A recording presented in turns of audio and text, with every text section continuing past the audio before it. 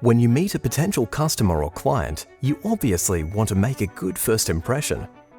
But how do you make a lasting one so they remember you when they need your services?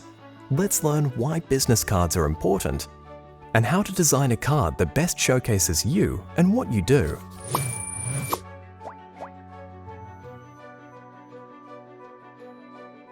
A business card is a small piece of marketing you can give to any existing or potential customer.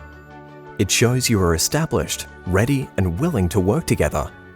A business card makes you look professional, makes it easy for people to understand what you do, and provides information people need to contact you. They're also a great icebreaker and a useful prompt for those times when your clients need you most. They can be handed out in person or accompanied by a note sent in the mail. Well-designed business cards are kept. When you take the time to craft a beautiful card, people respond by hanging on to it and remember you when they need your services. So, what should a business card look like? Business cards are often the first exposure a new client or business will have to you and your business. They sit alongside other designed material like stationery, email signatures, a website, and social media presence. A consistent approach to this material will help create a consistent brand experience. Business cards are small in size and sometimes need to fit a lot of text. You will often be working with a font size of around 8 to 10 point or smaller. Don't go too small. At all times, the priority should be making the text easy to read. What is the most readable color? Because of the small font size, you will often see business cards that have dark text on a white or pale background. Does your brand have a font that works well for body copy? This will suit most of the text on your business card. Overly decorative and display fonts will be too hard to read on a business card. Save these for other items in your brand collateral. A business card answers 3 important questions. Who are you? What do you do? And how can you be contacted? First things first, your name is important. It's essential your name is legible. Position your name somewhere prominently on the card. Using visual hierarchy, your name might stand out by being a bit larger or a bit bolder than the rest of the text. Always remember, less is more. Consider what can be achieved by using only 1 or 2 clean, simple typefaces. Secondly, what do you do? Your business name or service is as important as your name. You want the recipient of your card to associate your name with the business you own or work for. Do you have a company logo? Many people add this to their business card as a visual replacement for the company's name on the card. This adds a sleek visual element to the business card and breaks up the text elements. No logo? No probs. Just spell it out. Use hierarchy to achieve the right balance for the elements in your design. Just like the card itself, a little bit of design goes a long way. A common method to achieve simple hierarchy is to adjust the weight of your type. Perhaps your name is in bold and your title is underneath in the same size in a lighter version of the same typeface. Simple hierarchy is elegant and effective. Finally, how can you be reached? Your email and phone number are important, but less important than your name and business. Hierarchically, your contact information can be lighter or smaller than the main copy. A good rule of thumb is to never go smaller than 6 points, depending on the typeface.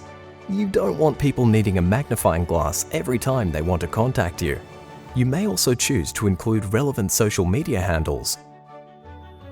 It's easy to forget how small a business card actually is, so when you are designing your card, try and do some test prints. All the details should be easily read. Of course, designing your own business card goes beyond just your name, title, and contact details. Your business card is a reflection of you. Consider what you would like to convey to customers. What makes you the right person for the job? What do you offer that no one else can? If your service is quite common, how can you make it compelling in a visual way? How much content do you have to include on your card? Do you need a card that is one-sided or two? An elegant and simple single-sided card might be sufficient. If things are getting squeezed, consider putting some information on the back. Double-sided cards are very common and often have a side that is informative and a side that communicates something about your brand or service.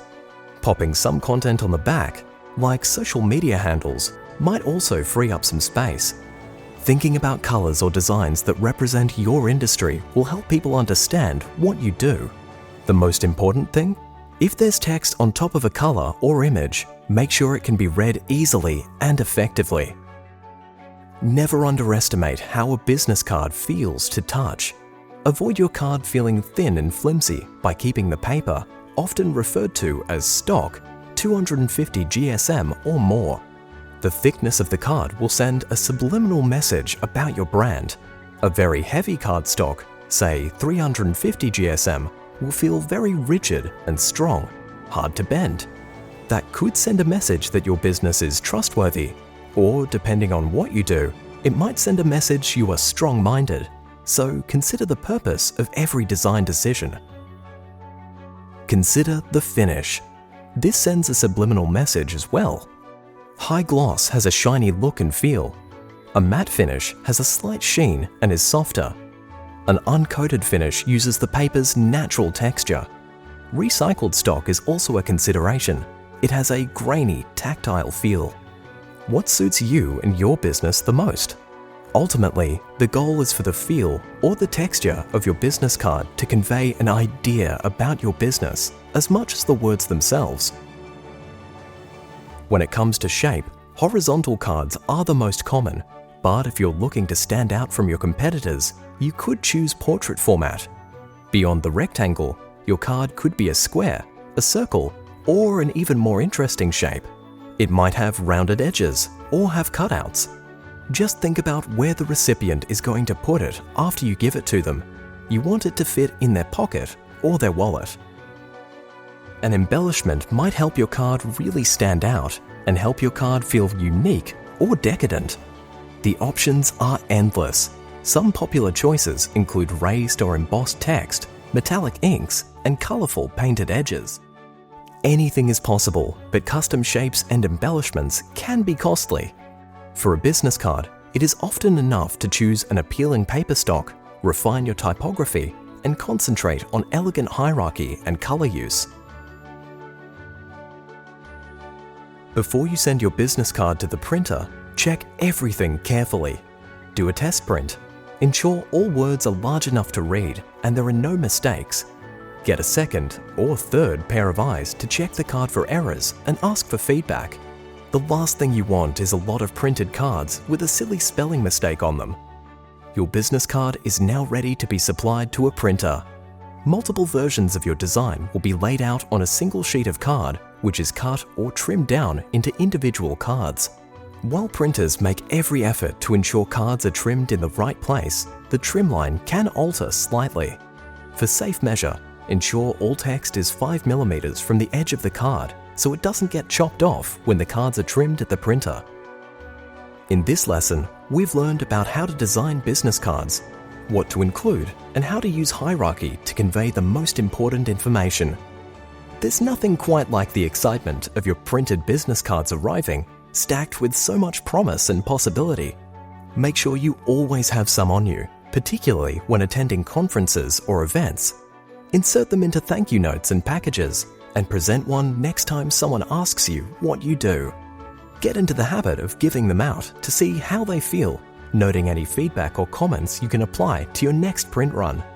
If your business card is inspiring and pleasant to look at, it will be kept and eventually be utilized. And that's the goal.